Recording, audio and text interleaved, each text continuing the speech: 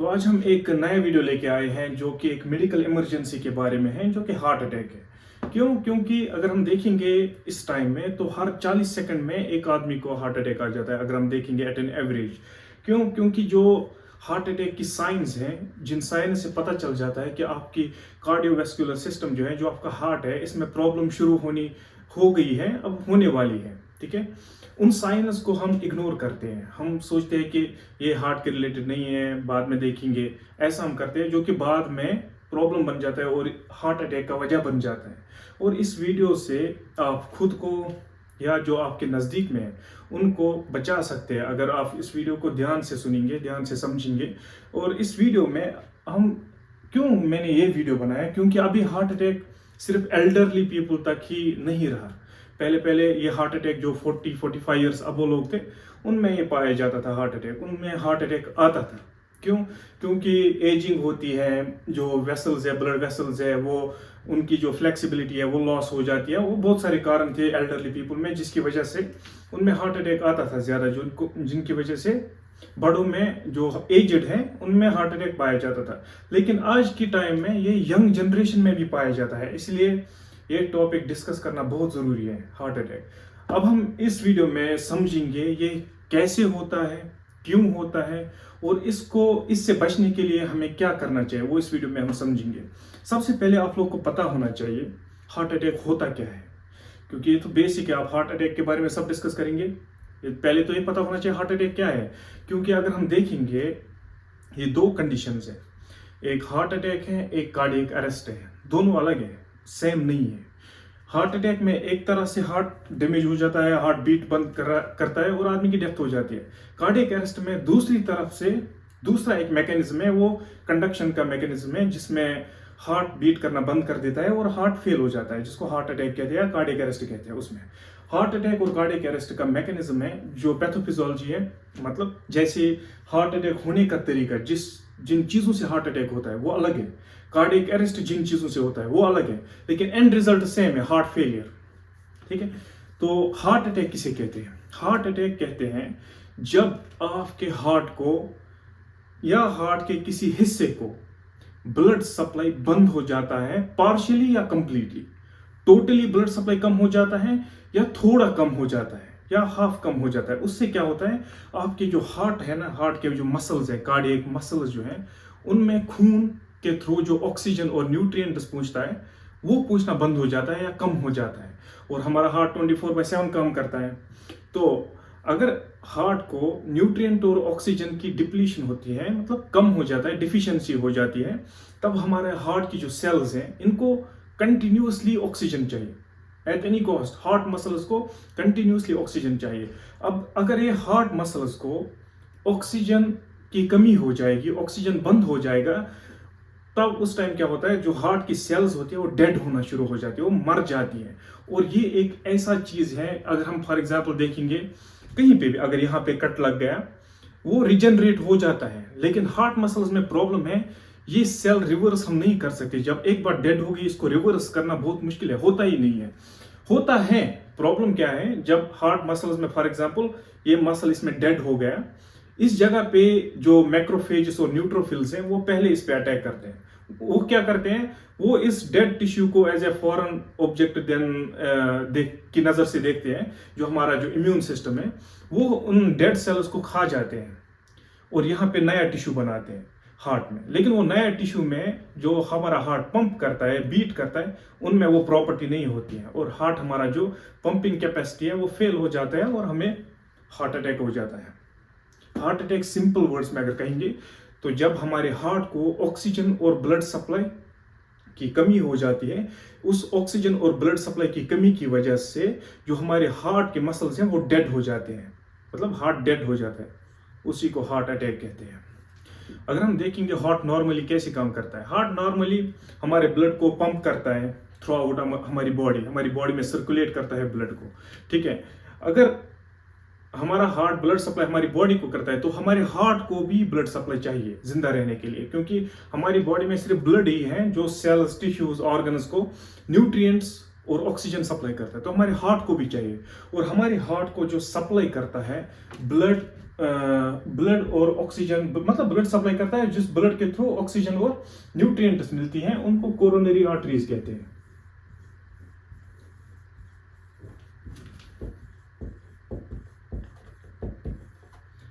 ये वो आर्टरीज हैं जो हमारे हार्ट को ब्लड सप्लाई देती है और ब्लड के थ्रू ऑक्सीजन और न्यूट्रिएंट सप्लाई होता है हमारे हार्ट को। अब अगर इसी आर्टरी में जो ये हार्ट को मैं ये फैंसी टाइप बनाऊंगा, लेकिन ये हार्ट ऐसा नहीं होता है, ठीक है।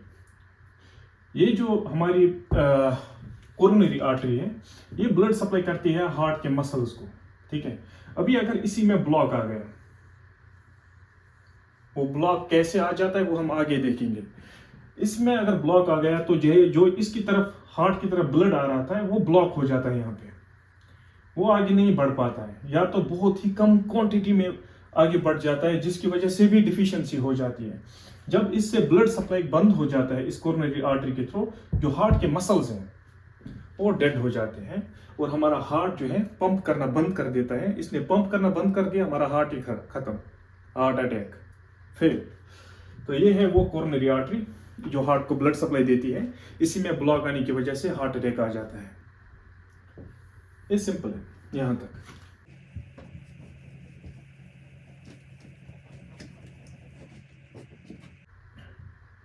अब हम देखेंगे रिस्क फैक्टर्स, वो चीजें जो कोरोनरी आर्टरी को ब्लॉक करते हैं या ब्लॉक करने में मदद करते हैं, जिसकी वजह से हार्ट अटैक आ जाता है, उनको हम रिस्क फैक्टर्स कहते हैं। कॉज और रिस्क फैक्टर में फर्क है। रिस्क फैक्टर को हम मॉडिफाई कर सकते हैं, चेंज कर सकते हैं, उनको हम मॉडिफाइएबल रिस्क फैक्टर्स कहते हैं। ऐसे भी रिस्क फैक्टर हैं जो मॉडिफाई नहीं हो सकते, वो भी हम आगे देखेंगे।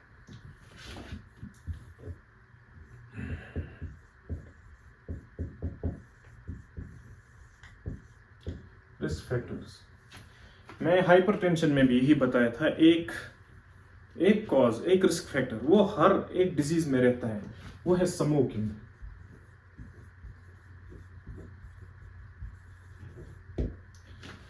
स्मोकिंग हार्ट अटैक का भी एक वजह है। हार्ट अटैक का दूसरा नाम मायोकार्डियल इन्फ्रेक्शन है, ये बताना शायद भूल गया मैं। स्मोकिंग की वजह से भी हार्ट अटैक आता है। स्मोकिंग की वजह से कैसे हार्ट अटैक आता है? स्मोक जब आप अंदर लेते हैं, इसमें बहुत सारे टॉक्सिन्स होते हैं, उनमें से एक है जिसका नाम है निकोटीन। निकोटीन क्या करता है? निकोटीन हमारी ब्लड वेसल्स को कंस्ट्रिक्ट करता है, कंस्ट्रिक्ट या नैरो कहेंगे, नैरो यानी पतला कर देता है, मतलब जगह कम कर देता है, नैरो टाइट कर देता है। इस वजह से क्या हो जाता है, जब आपने स्मोक किया, निकोटीन अंदर गया, निकोटीन ब्लड में मिल गया, वो ब्लड वेसल्स को कंस्ट्रिक्ट करता है, क्योंकि nicotine as a vasoconstrictor काम करता है। मैंने पिछली वीडियो में भी बताया था। जब वेसल कंस्ट्रक्ट हो गई, प्रेशर क्या हो जाएगा? प्रेशर बढ़ जाएगा।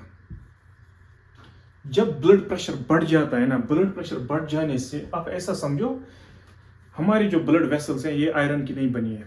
आप इसको कंपेयर कर सकते हैं प्लास्टिक रॉड से, ठीक है। एक प्लास्टिक रॉड है जिसमें पानी उस जितना वो प्रेशर झेल सकती है, उतने प्रेशर से पानी जा रहा है। अब आपने प्रेशर सडनली बढ़ा दिया, एक टाइम तक ये जो वेसल है ये इसको बर्दाश्त करेगी, लेकिन अगर ज्यादा टाइम रह गया हाई प्रेशर, तो ये अंदर से थोड़ा डैमेज होना शुरू हो जाती है, ठीक है। ये जो ब्लड वेसल है, जब इसमें हाई प्रेशर से अब ब्लड फ्लो हो जाएगा, क्योंकि इसका जो फॉर एग्जांपल पहले ये इतनी बड़ी थी, अब ये इतनी हो गई निकोटीन की वजह से। अभी जब इसमें जो प्रेशर है वो बढ़ जाएगा ब्लड का, उस वजह से क्या हो जाता है, उस वजह से जो इसकी वॉल्स हैं, ब्लड वेसल की वॉल्स हैं, वो थोड़ी डैमेज होना शुरू हो जाती है। क्या हो जाती है? मतलब थोड़ा टीयर, थोड़ा कट अंदर से इंजर हो जाती है। और हमारी जो बॉडी है इसको एज एन इंजरी ट्रीट करेगा। जो हमारी जो क्लॉटिंग का मैकेनिज्म है, जो हमारी जो अगर हमें कट लगता है तो उसको हीलिंग हो जाती है ना, क्लॉट हो जाता है। तो सेम हमारी बॉडी का जो क्लॉटिंग मैकेनिज्म है वो इन छोटे छोटे कट्स को एज एन इंजरी ट्रीट करते हैं, और यहाँ पे क्लॉटिंग फैक्टर आना शुरू हो जाते हैं। क्लॉटिंग फैक्टर्स वो फैक्टर्स हैं जो हमारे जख्मों को भरता है, ठीक है। वो यहाँ पे इनको भरना शुरू करते हैं और यहाँ पे क्लॉट बन जाता है। क्लॉट ही नहीं, यहाँ पे जो हमारे LDL है, कोलेस्ट्रॉल शॉर्ट में बताऊंगा। LDL सबसे डेंजरस कोलेस्ट्रॉल, इसको बैड कोलेस्ट्रॉल भी कहते हैं। LDL को HDL गुड कोलेस्ट्रॉल है, LDL बैड कोलेस्ट्रॉल है। वो LDL जब कॉमन सेंस है, जब कहीं पे इंजरी होते हैं तो इन्फ्लेमेशन हो जाती है। जब इन्फ्लेमेशन हो जाती है तो परमिएबिलिटी, सिंपल बात है, कहीं पे भी अगर आपको चोट लग जाती है तो फूल जाता है, जिसको इन्फ्लेमेशन कहते हैं। ठीक है, जब वो फूल जाता है, जो परमिएबिलिटी होती है एक वेसल की, वो बढ़ जाती है। वो परमिएबिलिटी की वजह से क्या होता है, ये LDL इसमें इन्फिल्ट्रेट करता है। ठीक है, कोलेस्ट्रॉल इसमें इन्फिल्ट्रेट करता है, यहां से क्लॉटिंग फैक्टर्स आते हैं, वो भी इसी के साथ जम जाते हैं क्लॉट बनाने के लिए, इंजर्ड पार्ट को ट्रीट करने के लिए। तो ये तो एकदम से इधर ब्लॉक कर देता है इसको, क्लॉट बना के इधर बना दिया, इधर बना दिया, तो ये ब्लॉक कर देता है इसको। और यही जो आर्टरी है, ये हार्ट को ब्लड सप्लाई करती थी। ठीक है, अब इसमें ब्लॉक आ गया। जब इसमें ब्लॉक आ गया तो हार्ट मसल को ब्लड सप्लाई सप्रेस हो जाएगा या बंद हो जाएगा। उस वजह से हार्ट का मसल डेड हो जाएगा और हार्ट अटैक आ जाएगा। हार्ट काम करना बंद करेगा मतलब हार्ट अटैक, सिंपल। ये है स्मोकिंग का तरीका। ये स्मोकिंग का असरात ये होते हैं हमारे कार्डियोवास्कुलर सिस्टम पे, हमारे हार्ट पे इसका ऐसे असर होता है। आप लोग स्मोक पीते हो ना, स्मोकिंग करते हो, सिगरेट्स पीते हो, ऐसे कुछ नहीं होगा, ये होता है। अब हम अगले रिस्क फैक्टर पे बढ़ते हैं।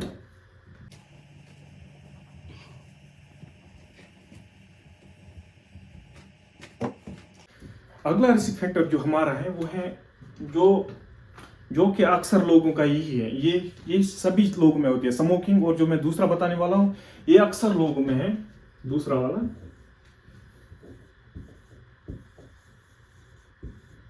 Unhealthy diet. इसमें आएगा जैसे कि ऑयली फूड्स हैं, मोर सॉल्ट एक्स्ट्रा। दूसरा वजह जो है हमारे हार्ट अटैक आने का, वो है अनहेल्दी डाइट। मतलब आप ऑयली फूड ज्यादा खाएंगे, वर्कआउट नहीं करेंगे। अगर आपने खाया, फॉर एग्जांपल आपने 5000 कैलोरी खाई और दिन में 100 कैलोरी भी बर्न नहीं की, तो वो डिपॉजिट हो जाता है एज ए फैट। वो भी सेम तरीका हो जाएगा। ये हमारी कोरोनरी आर्टरी है। ठीक है, आपने अनहेल्दी डाइट खाया, आपने ऑयली फूड ज्यादा खाया, आपने सॉल्ट ज्यादा खाया, तब क्या होता है, तब इस ऑयली फूड की वजह से वही LDL कोलेस्ट्रॉल इसमें डिपॉजिट होना शुरू हो जाता है। ये एकदम से नहीं होता है। जब आप बहुत टाइम तक, मतलब बहुत दिनों तक, बहुत महीनों तक ऐसा खाना खाएंगे, तो आपकी जो आर्टरीज हैं इनमें कोलेस्ट्रॉल डिपॉजिट हो जाता है, नैरो हो जाती है। और एक खास बात बताता हूँ, यूजुअली लोग बताएंगे आपको ये डिपॉजिट हो जाएगा, नैरो हो गया, प्रेशर बढ़ गया, टीयर हो गया, क्लॉटिंग मैकेनिज्म आ गया, क्लॉट बन गया और ब्लड सप्लाई बंद हो गई। ऐसा भी नहीं होता है, और एक चीज भी होती है। हमारा जो बॉडी का मैकेनिज्म है ना, बहुत ही स्ट्रेंज है। कभी कभी क्या होता है, वो भी सही है, जो वो एक्सप्लेन वो भी सही है, लेकिन इसके साथ ऐसा भी होता है, जब ये कोलेस्ट्रॉल डिपॉजिट हो जाता है, ये एक स्टेज पे पहुंच जाता है जहां पे फट जाता है। क्या होता है इसको, ये फट जाता है। ठीक है, इसके फटने को भी हमारा जो इम्यून सिस्टम, ये क्लॉटिंग सिस्टम है, वो इसको ट्रीट करता है एज एन इंजरी। हमारे क्लॉटिंग फैक्टर्स आ जाते हैं इसको हील करने के लिए, और इनडायरेक्टली वो क्लॉट बना देते हैं। फिर से ब्लड सप्लाई बंद हो गया जो हार्ट को जाता था। जब ब्लड सप्लाई बंद हो गया, इसका मतलब हार्ट की सेल्स को ऑक्सीजन और न्यूट्रिएंट सब नहीं मिलेगा। ऑक्सीजन मेन चीज है इसके लिए। ऑक्सीजन सप्लाई नहीं मिल रहा है, हार्ट सेल डेड हो जाएगी, हार्ट फेल, खत्म, हार्ट अटैक। ठीक है, ये दूसरा फैक्टर है जिसकी वजह से हमें हार्ट अटैक आने के चांसेस बहुत ज्यादा रहते हैं। ये स्मोकिंग और ये अनहेल्दी डाइट, ये मॉडिफाइबल, मैंने क्या लिखा है, ये डाइट, ये मॉडिफाइबल रिस्क फैक्टर्स है। मॉडिफाइबल वो होते हैं जिनको आप चेंज कर सकते हैं, बदल सकते हैं। जैसे कि स्मोकिंग कर रहे थे, स्मोकिंग बंद किया, मॉडिफाई। अनहेल्दी डाइट खा रहे थे, हेल्दी डाइट खाने लगे, मॉडिफाई। और इसमें लिखा मैंने ये सॉल्ट, आप सॉल्ट खाओगे, मैंने हाइपरटेंशन में बताया था सॉल्ट खाने से जो हमारी जो किडनीज है,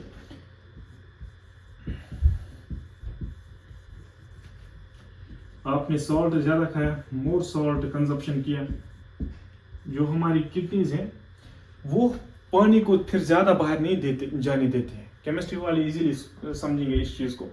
कंसंट्रेशन अंदर ज्यादा है तो पानी बाहर से ही अंदर आएगा, वापस रीएब्जॉर्प्शन हो जाएगा वाटर का। जो हमारा जो नेफ्रॉन है उसमें रीएब्जॉर्प्शन ज्यादा हो जाएगा और पानी वापस ज्यादा लेगा किडनी, मतलब जो पानी बाहर जाने वाला था as an excretory material through with excretory material, वो पानी वापस रिटेन करेगा, जिसकी वजह से हमारा ब्लड वॉल्यूम और बढ़ जाएगा और प्रेशर बढ़ जाएगा। जब ब्लड वॉल्यूम बढ़ेगा इसमें, अगर फॉर एग्जांपल जो नॉर्मल ब्लड वॉल्यूम हमारी बॉडी में है अडल्ट्स में, मेन में, वो 5 to 6 लीटर है, ठीक है, 5 to 6 litre at N approximate. अभी ये जो वाटर बाहर जाने वाला था इसके बाद वही वॉल्यूम रह जाता, क्योंकि बॉडी को हमारी बॉडी को बैलेंस मेंटेन करना जरूरी है, ठीक है। अगर वो वॉल्यूम जो बाहर इसको फेंकना था पानी का वो फिर से वापस अंदर आ गया तो वो वॉल्यूम बढ़ जाएगा। जब वॉल्यूम बढ़ जाएगा, ये जो वॉल्स हैं आर्टरीज पे, इन पे और प्रेशर बढ़ जाएगा। जब प्रेशर बढ़ जाएगा तो टीयर हो जाएगा इसका, अंदर से जो वॉल है एंडोथेलियम में, इनर लाइनिंग जो एक आर्टरी की होती है या वीन की होती है वो एंडोथेलियम से बनी होती है। वो एंडोथेलियम टीयर हो जाएगा, कट हो जाएगा, फिर से हमारा क्लॉटिंग मैकेनिज्म आएगा उसको हील करने के लिए और क्लॉट बन जाएगा। क्लॉट बनते ही फिर से स्टॉप हो जाएगा ब्लड सप्लाई। हार्ट जो सेल्स है हार्ट की या हार्ट मसल्स की, वहां पे ऑक्सीजन सप्लाई डिप्लीट हो जाएगा, कम हो जाएगा, और ऑक्सीजन न्यूट्रिएंट्स दोनों बंद हो जाएंगे, क्योंकि जो ब्लड है वही हमारे सेल्स टिश्यूज तक ऑक्सीजन और न्यूट्रिएंट्स पहुंचाते हैं। तो हार्ट की सेल्स डेड हो जाएंगे और हार्ट अटैक हो जाएगा, अनहेल्दी डाइट की वजह से। अब हम अगले रिस्क फैक्टर की तरफ पूछते हैं।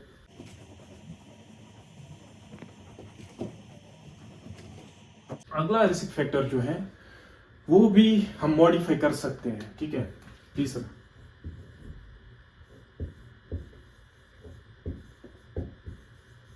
Physical inactivity.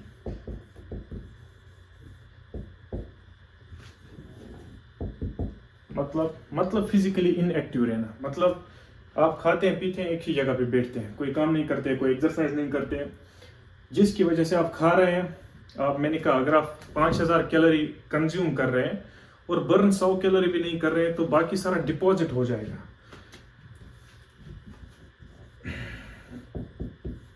फैट डिपॉजिट हो जाएगा हमारी बॉडी में। अगेन जो हमारी ब्लड वेसल थी इसमें ये बढ़ जाएगा।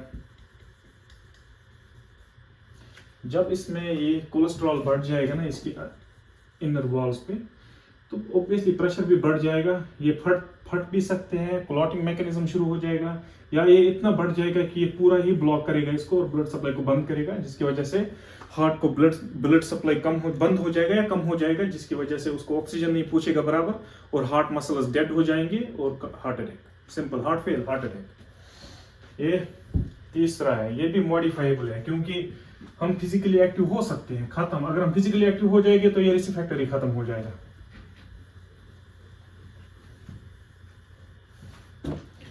अब हम चौथे पे जाएंगे, फोर्थ रिस्क फैक्टर, ओबेसिटी। मैं लास्ट वीडियो में ही बताया था जो ओबेसिटी है, ओबेसिटी यानी ओवरवेट, आपकी बॉडी में फैट ज्यादा है, आपकी बॉडी वेट जो है वो नॉर्मल वेट से ज्यादा है, तब भी क्या होता है, सेम यही प्रोसेस है। आपकी वेसल है, आपकी बॉडी वेट ज्यादा है, बॉडी फैट ज्यादा है, फिर से ये ब्लॉक करेगा वेसल को। ये एकदम से नहीं करता है, आपने आज खाया और बैठ गए तो हो गया, नहीं, ऐसा नहीं होता है। ये over the month over the year से प्रोसेस हो जाती है, लेकिन हो जाती है। तो हमें इसको पहले से ही इन चीजों को पहले से ही बंद करना चाहिए और हेल्दी लाइफस्टाइल अडॉप्ट करना चाहिए। इसको ब्लॉक करेगा, फैट ब्लॉक करेगा। ओबेसिटी मतलब ओवरवेट, ठीक है। फैट का बॉडी में ज्यादा होने को, बॉडी वेट ज्यादा होने को ओबेसिटी कहते हैं। फिर से ब्लॉक करेगा इसको ब्लड सप्लाई, हार्ट को ब्लड सप्लाई बराबर नहीं मिलेगा, हार्ट के सेल्स को ऑक्सीजन और न्यूट्रिएंट नहीं मिलेगा तो हार्ट से डेड हो जाएंगे, तो हार्ट अटैक। ये भी मॉडिफाइबल रिस्क फैक्टर है, क्योंकि हम अगर वर्कआउट करेंगे तो हम एक्स्ट्रा वेट जो गेन किया है उसको कम कर सकते हैं और इसका चांस खत्म करेंगे।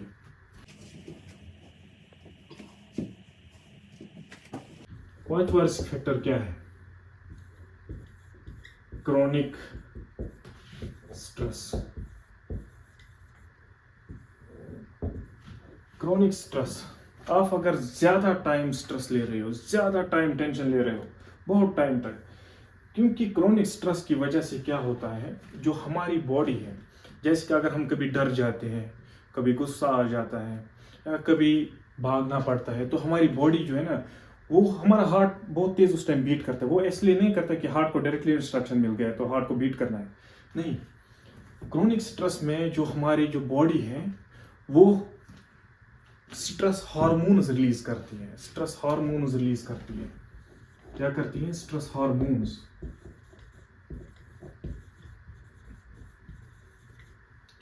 जैसे कि एड्रेनलिन, जैसे कि कॉर्टिसोल। ये क्या कराते हैं? ये हार्ट को बीट तेज कराते हैं। अब आप ऐसा सोचो, अगर आपके पास कोई पंप है, वो बहुत तेज काम करता है, तो आपका जो प्रेशर आगे पाइप में मिलेगा वो भी हाई मिलेगा। अभी अगर आपके पास कोई पंप है, वो बहुत स्लो काम कर रहा है, बहुत स्लो, तो आगे जो पाइप में प्रेशर आ रहा है वो भी कम आएगा। ये क्या करते हैं, जब आप में स्ट्रेस हो जाता है, टेंशन हो जाता है, तो आपकी जो बॉडी है इसमें स्ट्रेस हार्मोन्स रिलीज हो जाते हैं, एड्रेनलिन, कॉर्टिसोल। एड्रेनलिन और कॉर्टिसोल क्या करते हैं? ये हार्ट को तेज काम करवाते हैं, बहुत तेज पंप करवाते हैं, और हार्ट बाहर जो वीन्स, हमारी आर्टरीज और वीन्स हैं, उनमें प्रेशर बढ़ा देता है। प्रेशर बढ़ गया तो क्या हो जाएगा? सेम, प्रेशर बढ़ गया, वेसल्स में टीयर हो जाएगा, छोटे छोटे टीयर हो जाएंगे, क्लॉटिंग मैकेनिज्म एक्टिवेट हो जाएगा, जो कि जख्मों को भरता है, वो इसको आके भरना शुरू करेगा। यहाँ से फैट आएगा, कोलेस्ट्रॉल आएगा, वो इस जगह पे डिपॉजिट हो जाएगा, फंस जाएगा, ठीक है। वो इसको ब्लॉक करेगा, आगे जो हार्ट को ब्लड मिल रहा था इस आर्टरी के थ्रू, वो बंद हो जाएगा और हार्ट की सेल्स डेड हो जाएंगे। हार्ट अटैक, हार्ट फेल हो जाएगा, हार्ट पंप करना बंद कर देगा, मतलब खत्म, हार्ट बीट करना बंद कर दिया, हार्ट अटैक। तो ये था पांचवा रिस्क फैक्टर।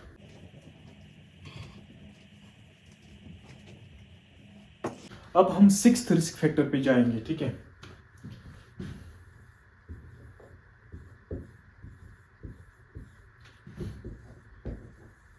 ये है यंग जनरेशन का रीजन मेरे हिसाब से, क्योंकि मोबाइल पे ज्यादा लगे रहते हैं तो सोते नहीं है टाइम पे, जिसकी वजह से उनको हार्ट अटैक का चांस बहुत हाई रहता है।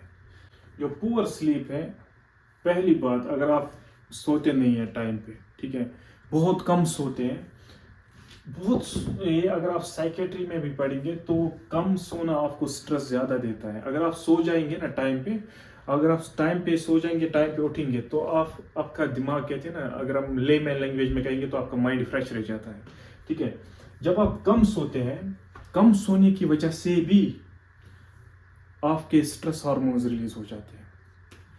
यही जो अभी बताया ना मैंने,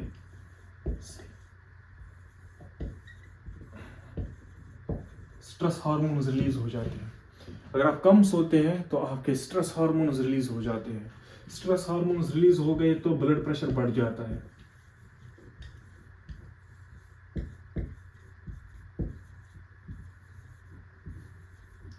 ब्लड प्रेशर बढ़ गया तो जो हमारी आर्टरी है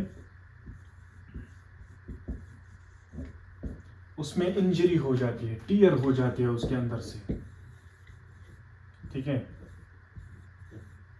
जब इसमें टीयर हो जाएंगे, सेम वही क्लॉटिंग मैकेनिज्म एक्टिवेट हो जाएगा, यहाँ पे क्लॉट बनाएगा, ब्लड सप्लाई को फ्लो नहीं होने देगा, ब्लड सप्लाई को बंद करेगा, और हार्ट को ब्लड सप्लाई नहीं मिला तो मतलब हार्ट को ऑक्सीजन और न्यूट्रिएंट नहीं मिलेंगे, तो हार्ट के मसल्स को जब ऑक्सीजन और न्यूट्रिएंट नहीं मिलते हैं तो हार्ट के जो सेल्स हैं डेड होना शुरू हो जाती है और हार्ट फेल हो जाता है, हार्ट पंप करना बंद कर देता है, हार्ट डेड हो जाता है।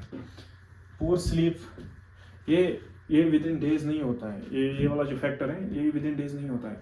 जब आप फॉर प्रोलॉन्ग टाइम, जब आप बहुत महीनों तक, सालों तक आप ये सोने की प्रॉब्लम करेंगे खुद को, आप सोएंगे नहीं अच्छे से, तो ये चीज़ें जो है ये बहुत बड़ा रिस्क फैक्टर बन जाता है फिर हार्ट अटैक का। इसीलिए ये हार्ट अटैक जो है ये बड़ों तक सीमित नहीं रह गया है, ये अब यंग जनरेशन में भी पाया जाता है, बहुत कॉमन पाया जाता है अब। तो ये पूर स्लीप है एक और रिस्क फैक्टर हमारा, 6th वन। अब हम नेक्स्ट वाला देखेंगे,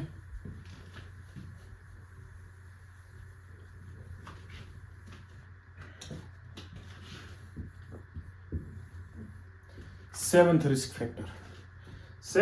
फैक्टर है हाइपरटेंशन, जो हमने कल पढ़ा, मतलब पिछले वीडियो में पढ़ा।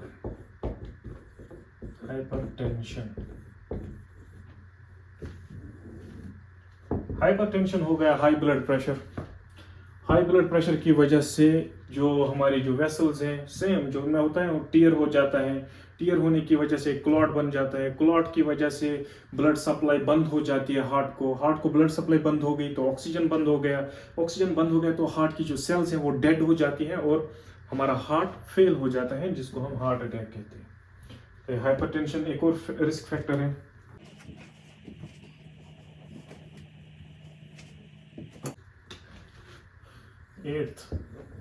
एट्थ है डायबिटीज मिलेट्स, डायबिटीज मिलेट्स, इसका टाइप 1, टाइप 2 और जेस्टेशनल है 3। ये भी हम आगे किसी वीडियो में डायबिटीज भी डिस्कस करेंगे, क्योंकि ये भी बहुत इंपॉर्टेंट है और बहुत कॉमन बीमारी है अभी। डायबिटीज में क्या होता है, जो हमारी बॉडी में जो शुगर होता है, ब्लड शुगर, जो हमारा ब्लड शुगर है वो हमारी सेल्स में नहीं जाता है। वो क्यों नहीं जाता है? इंसुलिन रेजिस्टेंस हुई है या इंसुलिन अवेलेबल नहीं है। इंसुलिन क्या करता है? इंसुलिन हमारे ब्लड शुगर को खाता नहीं है। इंसुलिन एक ट्रांसपोर्ट वेव बनाता है, एक पाथ बनाता है, जिसके थ्रू जो हमारा ब्लड में शुगर होता है वो सेल्स में चला जाता है। और जब ब्लड से शुगर सेल्स में चला गया तो ब्लड में शुगर की मात्रा कम हो जाती है। लेकिन जब ये इंसुलिन काम नहीं करता है, जब इंसुलिन रेजिस्टेंट बन जाता है ना शुगर हमारी बॉडी में, ये शुगर जब हमारी बॉडी में, या दूसरे वर्ड्स में कहेंगे तो हमारी बॉडी में जब इंसुलिन की डिफिशियंसी हो जाती है, कमी हो जाती है या बंद हो जाता है, ठीक है, तब ये ट्रांसपोर्ट जो होता था शुगर का सेल्स में, ये ट्रांसपोर्ट बंद हो जाता है, क्योंकि ट्रांसपोर्ट बनाने का जो फैक्टर है वो इंसुलिन है। जब इंसुलिन नहीं है तो वो पाथवे ही नहीं बन जाती है जिससे शुगर ब्लड से सेल्स में चला जाता। अब ब्लड में ही रह गया क्योंकि इंसुलिन नहीं है, तो ब्लड में शुगर लेवल ऊपर जाती रहती है, जिसको हम डायबिटीज कहते हैं, ठीक है। और ये ब्लड में हाई शुगर रहना इतना बड़ा प्रॉब्लम है, आप इमेजिन भी नहीं कर सकते। मेरे हिसाब से जितना मैं हार्ट अटैक, डायबिटीज वगैरह को पढ़ चुका हूँ, मेरे हिसाब से जो ब्लड शुगर का, ये डायबिटीज का प्रॉब्लम है, ये ब्लड प्रेशर से बहुत भयानक है। क्योंकि ब्लड प्रेशर अगर बढ़ जाता है, नो प्रॉब्लम, उसको हम नीचे लाएंगे नॉर्मल में, बात खत्म। अगर वो रहेगा भी फॉर एग्जांपल 150 पे रहेगा, वो प्रॉब्लम नहीं करेगा। लेकिन जो डायबिटीज है, शुगर, ये बढ़ गया ना, ये आपकी जो ब्लड वेसल से पहले उनको ही डैमेज करेगा अंदर से। ये स्टिफ करता है, हार्ड करता है ब्लड वेसल्स को, हाई ब्लड शुगर। दूसरा, ये आपकी आंखों को भी अटैक करेगा, ठीक है। और जब ये स्टिफ करेगा ना ब्लड वेसल्स को, तो ब्लड प्रेशर की भी प्रॉब्लम शुरू हो जाती है। ये एक रीजन बन जाता है हाइपरटेंशन का, ब्लड प्रेशर बढ़ने का। तो जब हम किसी में भी डायबिटीज होता है, मतलब ब्लड शुगर कंट्रोल से बाहर रहता है, अगर कोई मेडिसिन नहीं खा रहा है, जैसे कि वो मेटफॉर्मिन, ग्लिम्पिराइड, जार्डियन, सीताग्लिप्टिन, वो बहुत सारे मेडिसिन है डायबिटीज के, या वो कोई मेडिसिन नहीं खा रहा है और ब्लड में शुगर बहुत हाई मात्रा में है, तो उस टाइम क्या हो जाता है, ये ब्लड वेसल को स्टिफ कर देता है, हार्ड कर देता है, ठीक है। ये हार्ड कर देता है इस ब्लड वेसल को। जब ये ब्लड वेसल हार्ड हो गई, नॉर्मली ब्लड वेसल फ्लेक्सिबल होती है, अगर इसमें प्रेशर कभी कभी ऊपर जाता है ब्लड की वजह से या किसी और वजह से, ये थोड़ा वाइड हो जाती है, ठीक है, खुल जाती है। लेकिन जब इसमें शुगर की मात्रा ज्यादा टाइम हाई रहती है तो ये हार्ड हो जाती है। ये जो फ्लेक्सिबल थी, ये खुल जाती थी, ये खुलना बंद हो जाता है, ठीक है, जिसकी वजह से ये हार्ड हो जाती है शुगर की वजह से, और इसमें टीयर हो जाते हैं हाई प्रेशर की वजह से, ठीक है। और हमारा क्लॉटिंग मैकेनिज्म फिर से एक्टिवेट हो जाता है, यहाँ पे क्लॉट बना देता है, जिसकी वजह से जो ब्लड सप्लाई हार्ट को होनी थी वो नहीं होती है, ब्लॉक हो जाती है, और हमारी हार्ट की मसल्स, हमारी हार्ट की सेल्स डेड हो जाती हैं, और हमारा हार्ट पंप करना बंद कर देता है, जिसको हम हार्ट अटैक कहते हैं। ये था एक और रिस्क फैक्टर। तीसरा हम एक और भी इसमें ऐड कर सकते हैं, 9th, जो कि हमने बहुत डिस्कस किया दूसरी चीजों में, हाई कोलेस्ट्रॉल। ये भी फैक्टर है जो कि हमने बहुत डिस्कस किया। पहले आपने खाना खाया, ज़्यादा ऑयली फूड खाया, कोलेस्ट्रॉल डिपॉजिट हो गया, आप फिजिकली एक्टिव नहीं रहे, तो ये बर्न नहीं हुआ, यूज़ नहीं हुआ, तो ये स्टोर होता रहता है, जिसकी वजह से जो हमारी ब्लड वेसल्स हैं उसमें ये स्टोर हो जाता है वॉल्स में। जब ये वॉल्स में स्टोर हो जाता है, ये ब्लॉक कर देता है ब्लड सप्लाई को बंद कर दिया, हार्ट मसल्स को ब्लड नहीं मिला तो ऑक्सीजन और न्यूट्रिएंट्स नहीं मिले, हार्ट सेल्स डेड हो जाती हैं, जिसको हम हार्ट अटैक कहते हैं।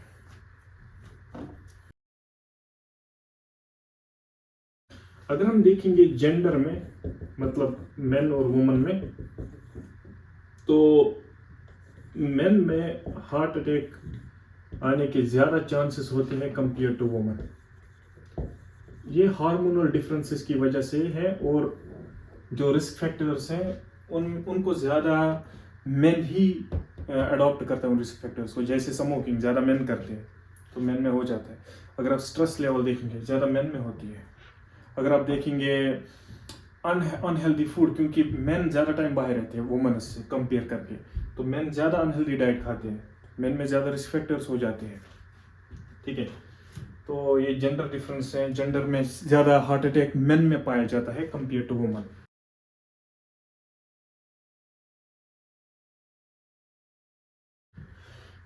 एक और पॉइंट है जो जिनको बहुत लोगों में ये कंफ्यूजन है इसके बारे में, फैमिली हिस्ट्री।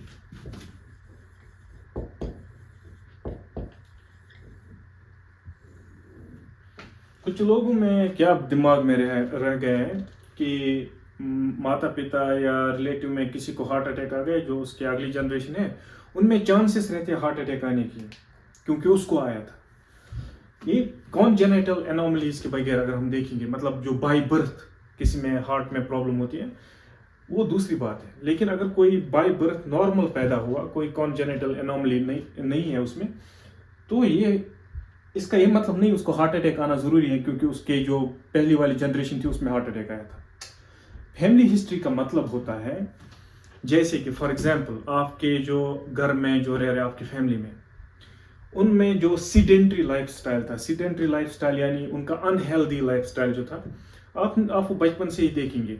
फॉर एग्जांपल आपके फादर स्मोकिंग ज़्यादा करते हैं, आपके फादर अनहेल्दी डाइट खाते हैं, बैठे ज़्यादा रहते हैं, फिजिकली इनएक्टिव रहते हैं। ठीक है, अगर आप ये चीज़ें उनसे सीख के आगे आपने भी यही किया, ठीक है, जो उनके हैबिट्स हैं, एक्चुअल में अगर देखेंगे इसका मतलब क्या होता है, जो उनके हैबिट्स हैं वो ट्रांसफर कभी कभी होती है नेक्स्ट जनरेशन पे। जो उनके हैबिट्स थे वो अगली जनरेशन पे, मतलब उन्होंने अपने बड़ों को देख के वो चीजें अपनाई। बड़ों को देखा स्मोकिंग करते हुए, उन्होंने भी स्मोकिंग किया। बड़ों को देखा बैठे हुए, कोई काम फिजिकली इनएक्टिव रहते हुए, तो वो लोग भी वैसा ही करने लगे। और बड़ों ने ज़्यादा मतलब एग्रेसिव रहने लगे, स्ट्रेस में रहने लगे, तो वो भी उनमें कभी कभी आ जाता है, हैबिट बन जाता है उनमें भी। तो ये चीज़ें जो होती हैं, ये रिस्क फैक्टर जो बड़ों में प्रेजेंट थी, ये कभी कभी वो नई जनरेशन अडॉप्ट कर देती है, जिसकी वजह से अगली जनरेशन में भी हार्ट अटैक का चांस रहता है। अदरवाइज बड़ों में आया छोटों में आना जरूरी नहीं है, फिर मतलब जो अगली जनरेशन है उसमें आना जरूरी नहीं है। फैमिली हिस्ट्री को हमने बहुत गलत समझा है पहले से। फैमिली हिस्ट्री को मैं भी एक टाइम पे ऐसे ही सोचता था, बड़ों में आया तो छोटों में आना जरूरी है, जो अगली जनरेशन है, जो अगली पीढ़ी है, उनमें आना जरूरी है। ऐसा नहीं है। अगर बाय बर्थ आप नॉर्मली बर्थ हुई है आपकी, आप नॉर्मल थे, तो जरूरी नहीं आपको हार्ट अटैक हो जाए। लेकिन अगर आपकी फैमिली में जो है जिनका अनहेल्दी हैबिट्स हैं, अगर वो आपने अडॉप्ट कर लिए तो हार्ट अटैक के चांस रहते हैं। ये मतलब होता है फैमिली हिस्ट्री का।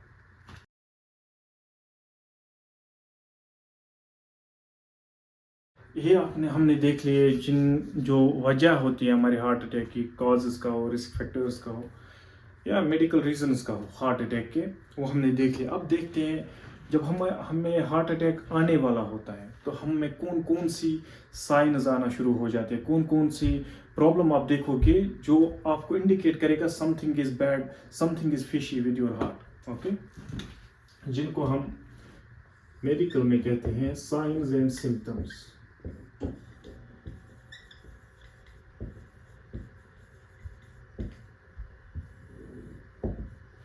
ठीक है, सबसे पहली साइन जो है वो है चेस्ट पेन, जो मैं हाइपरटेंशन में भी बताया था, उसकी डेंजर साइन है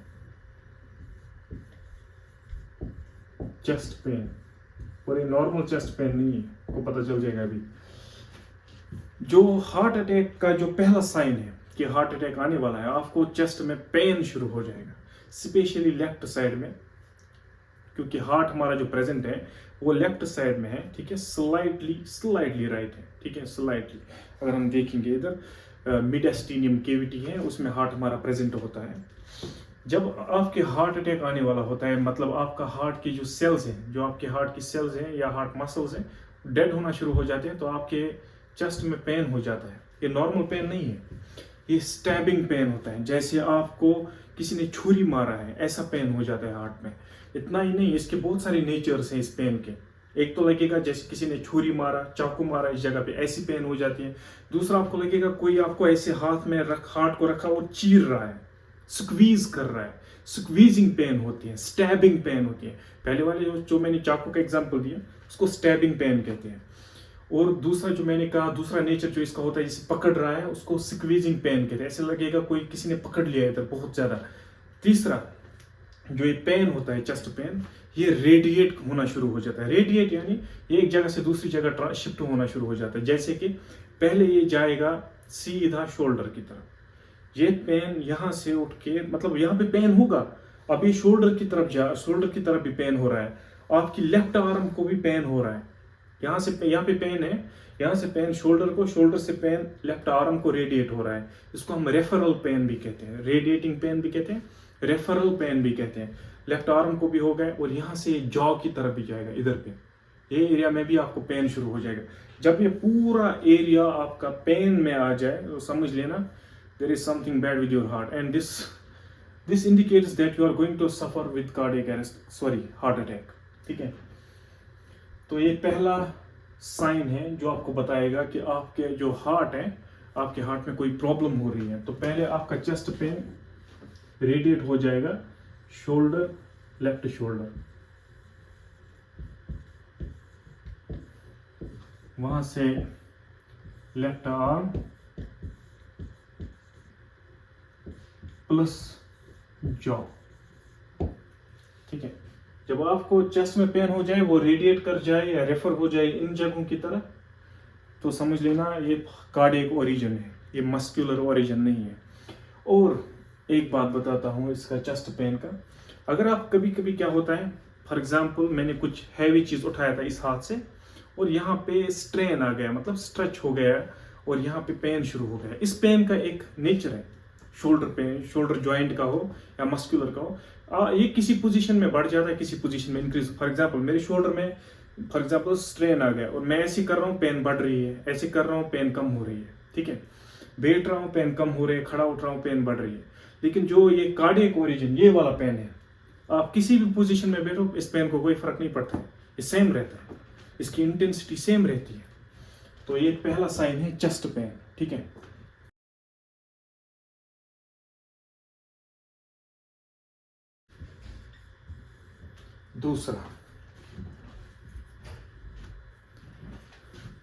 दूसरा है डिस्निया। डिस्निया यानी difficulty in breathing.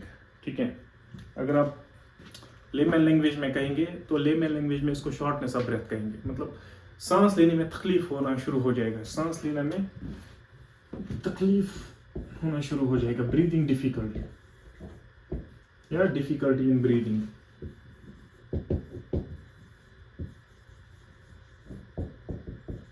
Difficulty in breathing, सांस लेने में तकलीफ हो जाएगा, सांस आप ठीक से नहीं ले पाओगे, जो कि इंडिकेट करेगा आपको चेस्ट पेन है, अब भी सांस लेने में भी तकलीफ हो रही है, मतलब आपका कार्डियक ये हार्ट अटैक आने के चांसेस अब बढ़ गए हैं। मतलब आपको ये साइन देखते ही आपको चेस्ट पेन हो रहा है, आपको ब्रीदिंग डिफिकल्टी अब हो रही है, सांस लेने में तकलीफ हो रहा है, तो आपको इमीडिएटली हॉस्पिटल जाना चाहिए। और इसका गोल्डन पीरियड सिर्फ अरेस्ट होने के बाद आने के बाद सिर्फ 10 मिनट रहते हैं गोल्डन पीरियड रिवाइव करने के लिए, वरना नहीं बचता है, मोस्टली नहीं बचते हैं। लेकिन अगर आपको पहले से थोड़ा चेस्ट पेन हो रहा है, थोड़ी थोड़ी ब्रीदिंग प्रॉब्लम हो रही है, तो आपको कंसल्ट उसी टाइम डॉक्टर करना चाहिए, बहुत ही इमरजेंसी कंडीशन होती है। ठीक है। तीसरा, आपको स्वेटिंग हो जाएगी, स्वेटिंग का हो, परस्पिरेशन का हो, और ये जो स्वेटिंग होती है ना, कोल्ड स्वेटिंग होती है। आपको पहले चेस्ट पेन हो जाएगा जो रेडिएट हो जाएगा इस एरिया में जो मैंने बताया। उसके बाद आपको ब्रीदिंग में प्रॉब्लम हो जाएगी। ब्रीदिंग में प्रॉब्लम क्यों हो जाएगी? सिंपल बात है, जब आपके हार्ट को, फॉर एग्जांपल ये हार्ट था आपका, इसको ये ब्लड सप्लाई आ रहा था यहाँ से, अब ये ब्लड सप्लाई के बीच में ब्लॉक आ गया, अब ब्लड सप्लाई इधर नहीं जा पा रहा है। ठीक है। जब इसको ब्लड सप्लाई नहीं आ रहा है, ठीक है, जब इनपुट नहीं आ रहा है तो आउटपुट क्या हो जाएगा? आउटपुट स्लो हो जाएगा, कम हो जाएगा, या तो बंद हो जाएगा। जब आउटपुट बंद हो जाएगा मतलब जो हमारी बॉडी के टिश्यूज हैं वो डिमांड में आ जाएंगे कि हमें ऑक्सीजन चाहिए, और वो ऑक्सीजन मिलेगा ही नहीं क्योंकि आउटपुट नहीं है।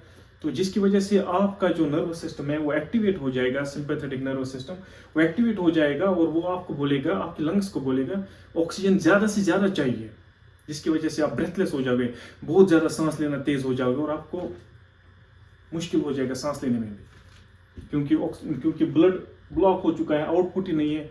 और यहाँ पे जो वीनस रिटर्न था, मतलब जो डीऑक्सीजनेटेड ब्लड वापस आ रहा था हार्ट की तरफ, वो भी नहीं आ रहा है, या कोरोनरी आर्टरीज के थ्रू जो इसके पास आ रहा था ब्लड, वो भी नहीं आ रहा है, ब्लॉक हो गया है। हमारा हार्ट ही पंप नहीं कर रहा है, ब्लड ही बाहर नहीं जा रहा है, तो ऑक्सीजन एक्सचेंज कैसे हो जाएगा? जिसकी वजह से ब्रीदिंग डिफिकल्टी शुरू हो जाती है। स्वेटिंग एक और साइन है। स्वेटिंग डायरेक्टली साइन नहीं है हार्ट अटैक की। हार्ट अटैक की पहली साइन है आपको चेस्ट पेन और ब्रीदिंग डिफिकल्टी हो जाएगी। जब वो दो हो जाएंगी तभी ये हो जाएगा, वरना ये नहीं हो जाएगा। ये डायबिटीज वालों में भी हो जाता है स्वेटिंग। अगर आप देखेंगे किसी ब्लड शुगर पेशेंट का, उसने दवा खाया, मेडिसिन खाया, और उसका ब्लड शुगर बहुत ज़्यादा ड्रॉप हो गया, उसमें स्वेटिंग इतनी ज़्यादा होती है, पूछो मत। तो ये डायरेक्टली साइन नहीं है। जब ये चेस्ट पेन ब्रीदिंग डिफिकल्टी हो जाएगी तब तीसरा ये आएगा, वरना ये नहीं आएगा, ये डायरेक्टली पहले नहीं आएगा। ठीक है।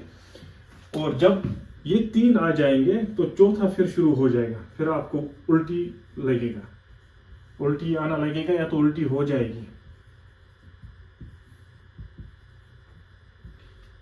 अगर आपको लगता है कि मुझे उल्टी आने को हो रहा है, अभी उल्टी आ जाएगी, ऐसा सेंसेशन फील हो रहा है, उसको नोजिया कहते हैं। कुछ लोग इसको दूसरी तरफ से प्रोनाउंस करते हैं, कोई फर्क नहीं पड़ता। तो नोजिया हो जाएगा, मतलब वोमिटिंग सेंसेशन शुरू हो जाएगी, और उल्टी भी आ सकती है। ये इसका फोर्थ साइन है। ठीक है, फोर्थ साइन है हार्ट अटैक का। पहला मेन तो पहले दो है, चेस्ट पेन और शॉर्टनेस ऑफ ब्रेथ। जब वो दो हो जाएंगे तो ये हो जाएंगे, वरना ये नहीं हो जाएंगे। ठीक है। उसके बाद जो फिफ्थ साइन है, डिजीनेस, फेंटिंग।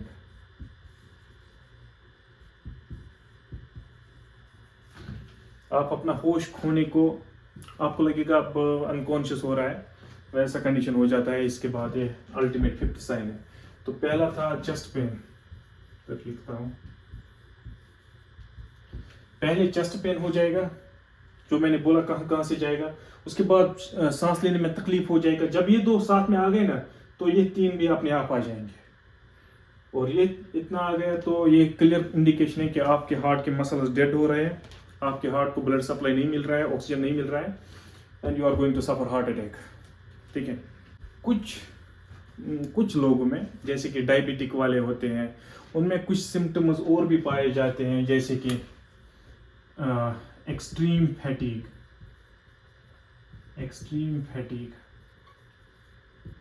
उनको बहुत शदीद थकावट महसूस होती है। ठीक है। तो ये साइंस एंड सिम्टम्स थे किसके? हार्ट अटैक के। और इसमें सबसे अहम पहले दो हैं, फिर से बता रहा हूँ, चेस्ट पेन जो कि रेडिएट हो रहा है जॉ, शोल्डर, लेफ्ट आर्म की तरफ और एंड में बैक की तरफ भी हो जाता है, वो बहुत अहम है, बहुत अहम है। आपको अगर नॉर्मली भी चेस्ट पेन हो रहा है, नॉर्मली कोई फर्क नहीं पड़ता वो हार्ट से है या नहीं है, चेस्ट में पेन हो रहा है चाहे राइट साइड में क्यों ना हो रहा है, डॉक्टर के पास जाओ, रिस्क नहीं लेना चाहिए, ठीक है, क्योंकि इस चीज़ में रिस्क कोई चांस ही नहीं है, आदमी सीधा ऊपर चला जाता है। तो ये बहुत बहुत इंपॉर्टेंट साइंस थी जो कि डिस्कस बहुत ज़रूरी करनी थी। और एक बात बताता हूँ, जो एडिशनल बात है, हार्ट अटैक डेंजरस है क्यों? हम लोग को और चीज़ें भी होती है, जैसे कि कफ हो गया, जैसे कि किसी में ट्यूबरक्लोसिस हो गया, किसी में HIV हो गया, वो भी बहुत बड़ी बड़ी बीमारियां हैं, कोविड हो गया, बहुत लोग उससे भी मर गए। लेकिन हार्ट अटैक डेंजरस क्यों है? हार्ट अटैक इसलिए डेंजरस है क्योंकि इसमें ऐसा डैमेज हार्ट को होता है जो हम रिवर्स नहीं कर सकते। हार्ट सेल डेड हो गई, ये रिवर्स नहीं होती है। आपको बता दूं, जब हार्ट की सेल्स डेड हो जाती है, ठीक है, जो हमारी बॉडी में जो इम्यून सेल्स है ना, इम्यून सेल्स जो हमारी बॉडी में इन्फेक्शन के खिलाफ लड़ते हैं, डेड सेल्स के खिलाफ डेड सेल्स को खा जाते हैं, उनको हम मैक्रोफेजेस कहते हैं, मैक्रोफेजेस। एक और है न्यूट्रोफिल। ये दो आ जाते हैं, इस डेड सेल को लेके जाते हैं और खा जाते हैं, ठीक है, अपनी बॉडी से बाहर निकालने की कोशिश करते हैं। और इस जगह पे दूसरा टिश्यू बन जाता है जिसको हम ग्रैनुलेशन टिश्यू कहते हैं, ये बन जाता है, नई सेल्स आ जाती है और बन जाती है। लेकिन ये जो नई सेल्स होती है, इनमें ये पंपिंग कैरेक्टर नहीं होता है, ये प्रॉपर्टी इनमें नहीं होती। जब ये प्रॉपर्टी नहीं है, हार्ट पंप करेगा ये, लेकिन ये तो पंप ही नहीं करेगा, ये पंप ही नहीं करेगा, heart fail, heart attack, simple, ऐसे हो जाता है। तो ये थे signs and symptoms heart attack के, जो कि बहुत जरूरी है याद रखना इनको। Chest pain, shortness of breath, इन दो को लाजिम याद रखो, बाकी उसके बाद आते हैं, पहले दो वही है जो कि बहुत इंपॉर्टेंट है। अब हमने देखा कि हार्ट अटैक होता क्या है, हार्ट अटैक किन चीज़ों से होता है, हार्ट अटैक जब आता है तो उसमें से आपको क्या क्या इंडिकेशन मिलेगा कि हार्ट में कोई प्रॉब्लम है। अब हम देखेंगे ये हार्ट अटैक, इससे बचेंगे कैसे, फिर हम इस हार्ट अटैक को प्रिवेंट कैसे कर सकते हैं, ठीक है। सेम आपको रिस्क फैक्टर्स याद रखने हैं जिन वजह से होता है। हाउ टू प्रिवेंट, ये बहुत सिंपल है, ये आपको खुद भी आइडिया लगा सकते हैं। How to prevent heart attack, heart attack कैसे हम प्रिवेंट कर सकते हैं, कैसे हम हार्ट अटैक से बच सकते हैं। पहला, स्टॉप स्मोकिंग।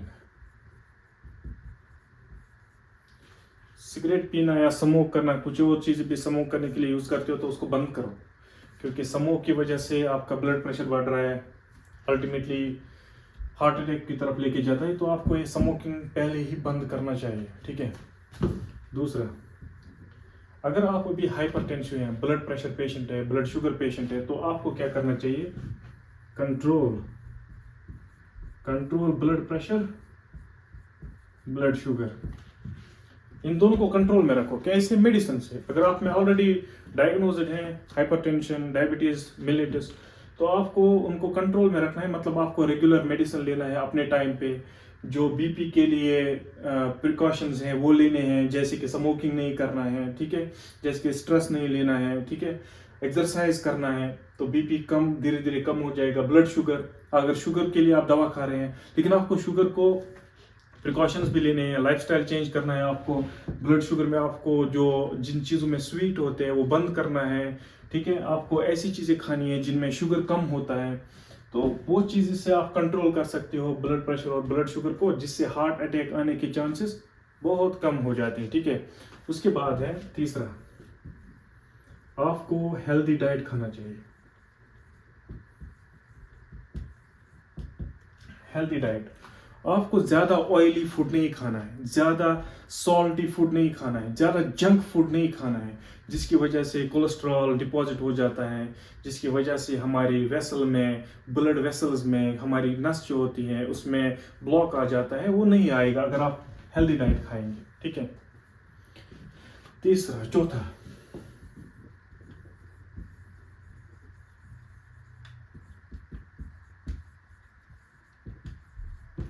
Regular exercise. आपको एक्सरसाइज हर दिन करना चाहिए, हर एक को करना चाहिए।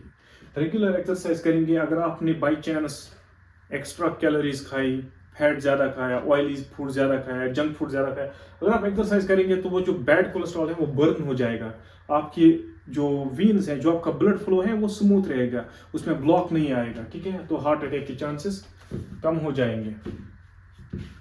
उसके बाद पांचवा, जो हम में से कोई भी नहीं करता है,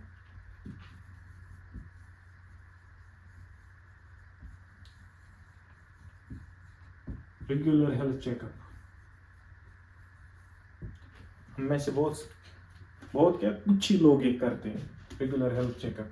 अगर किसी में ये चीज़ें पाई गई हैं, एटलीस्ट उनको करना चाहिए, एटलीस्ट उनको हर महीने करना चाहिए अपना हेल्थ चेकअप। अगर किसी का बीपी का प्रॉब्लम है तो उसको हर महीने एटलीस्ट ब्लड प्रेशर चेक करना चाहिए। अगर वो मेडिसिन पे हैं, ब्लड शुगर वाले हर 3 महीने बाद चेकअप करा सकते हैं, क्योंकि इनका जो टेस्ट होता है वो हीमोग्लोबिन A1C वो हर 3 महीने के बाद रिपीट करते हैं। तो रेगुलर चेकअप करते रहना चाहिए, ताकि पहले ही पता चल जाए कि ये प्रॉब्लम मुझे बाद में ये प्रॉब्लम बढ़ाएगा, तो उस प्रॉब्लम को पहले ही ख़त्म करके आगे बड़ी वाली प्रॉब्लम से बच सकते हैं, ठीक है। तो ये था एक छोटा सा डिस्कशन हमारे इस बड़ी प्रॉब्लम के बारे में, हार्ट अटैक के बारे में। इसको सीरियसली लेना है, जो इसकी साइंस हैं उनको सीरियसली लेना है, जो चीज़ें इस चीज़ को आगे बढ़ा देते हैं उन चीज़ों को हमें सीरियसली लेना है, और ये सभी चीज़ों को हमें अडॉप्ट करना है, हमें अपने लाइफस्टाइल में लाना है, ताकि हम और जो हमारे जो अपने हैं वो ऐसी चीज़ से बच सके, हार्ट अटैक से बच सके। Thank you. देखते हैं अगली वीडियो में हम जल्दी मिलेंगे कोई और टॉपिक लेके, और हम कोशिश करेंगे कि जो अभी कॉमन चीज़ें जो अभी हमारी सोसाइटी में हो रही हैं, जिसकी वजह से हमारे जो अपने हैं या हमारे नज़दीक में हैं वो अपनी जान खो बैठ रहे हैं, हम उस चीज़ के अवेयरनेस क्रिएट करेंगे इन वीडियोस के थ्रू। इसलिए मैंने भी ये प्लान किया कि एजुकेशनल वीडियोस बनाते हैं, फालतू वीडियो बनाने से बेहतर है ऐसी वीडियो बनाओ। Thank you.